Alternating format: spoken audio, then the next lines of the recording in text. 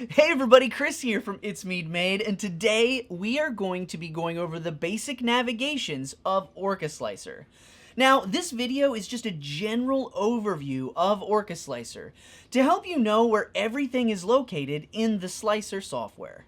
So, let's not waste any more time and get started in this video. Now, before we really get into the nuts and bolts of this video, I just want to make sure, if you haven't installed Orca Slicer, I've already created a video where I show you how to do that, and I'll go ahead and put a link to that right up here for you. So now that we got that out of the way, let's go ahead and jump into Orca Slicer and learn the basic navigations of this software. Alright, so when you first open Orca Slicer, you'll land on the home screen.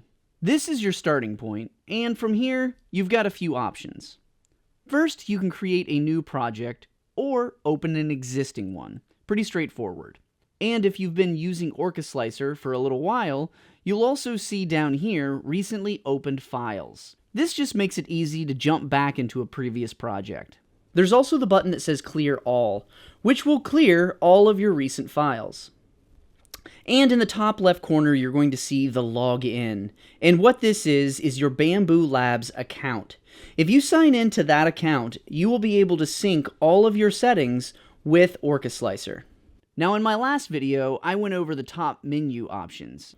In that video, I also go over how to install Orca Slicer and properly set up your 3D printers.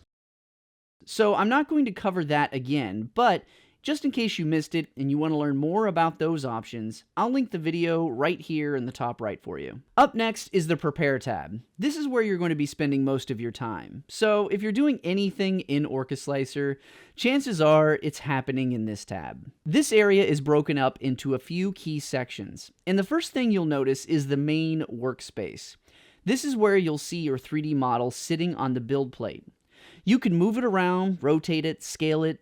Basically, this is your staging area before you slice the model for a 3D print. I'll be doing a deep dive into the workspace in another video, and if I've already done that video, I'll link it right up here in the top corner. If not, well, it's coming. The next thing, let's talk about the top toolbar. This is where you'll find a bunch of useful tools for working with your model. You can import models, you can scale, rotate, move them as your supports, and paint your multicolor 3D prints. There's a lot to do here, and there'll be a video about this in the future as well. Now moving on to the sidebar. This is the menu on the left side of your screen, and this is where you can do all of that fine-tuning of your 3D print. There are a few key sections here. First, you have the printer menu. This is where you can select the printer you're using, and this is handy if you have multiple 3D printers, and you can make sure that you've got the right one selected here. Then there's the filament menu. This lets you choose filament types you're using, and if you're printing with multiple colors or materials, you can add or remove the filaments here as well. And below that is the process tab. This is where all of your print settings live. You'll find options for quality, strength, supports, multi-material printing, and more. If you want to get into the nitty-gritty of your print settings, this is where you're going to do it. So the Prepare tab is pretty much where you set up everything before slicing your 3D model.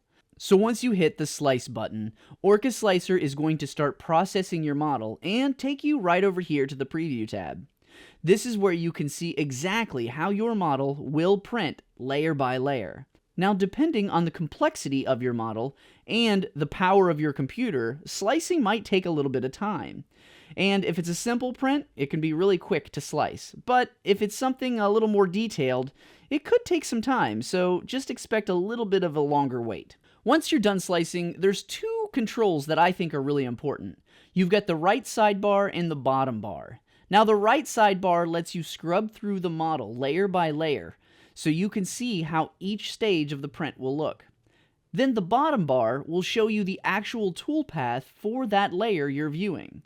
You can slide through and see how the section will be printed. This is super helpful if you really want to double check your settings before sending it to your 3D printer. The nice thing is if something seems off, you can just go back to the Prepare tab, tweak your settings, slice it again, then just double check and make sure everything looks good before you send it to your 3D printer. So now let's move over to the Device tab.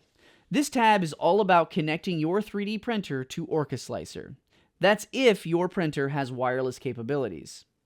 If you're using Bambu Lab printers or another Wi-Fi enabled machine, this is where you can set up that connection. Once connected, you can send prints directly from your computer to the 3D printer without needing an SD card or a USB stick. You can also monitor the print progress. In some cases, you can even adjust settings on the fly. But if you're not using a Wi-Fi enabled printer, you won't really need this tab. Instead, you're just going to export a sliced file to your SD card or a USB drive, and then load it directly onto your printer manually. So if you have a connected printer, this tab is very useful. If not, well, you can just skip this area. Alright, up next is the Project tab. This one is pretty handy, especially if you're working with 3MF files or sharing prints with others. If you've just created a new project from scratch, this tab is probably empty. But if you've downloaded a 3MF file, let's say from MakerWorld, Printables, or even Thingiverse, you'll see a bunch of useful details here. But I will say that is if the creator of that file actually filled this out. But if they did, in this tab you can see model information, which is details about the file like dimensions and the parts included, accessories to some of the 3MF files like extra support blockers and additional print options. Then there's the print profile. If the creator saved the slice file, you can see it here. This is great because you can use their tested settings instead of guessing. And lastly, we have the description. Some designers leave notes about their models of how it should be printed, like recommended layer heights, infill settings, and even some assembly instructions, which is really nice.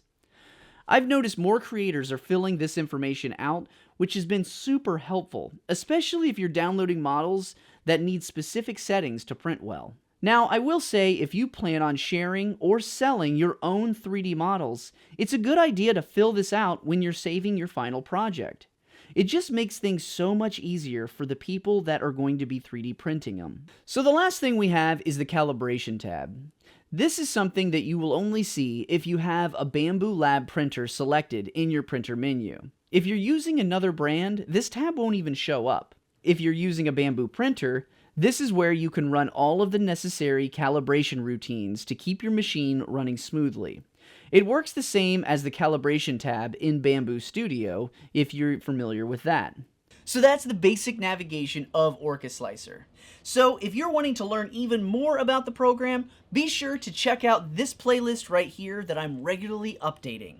And that's it. So I wish you a great day, and I'll go ahead and see you over here in these videos right there.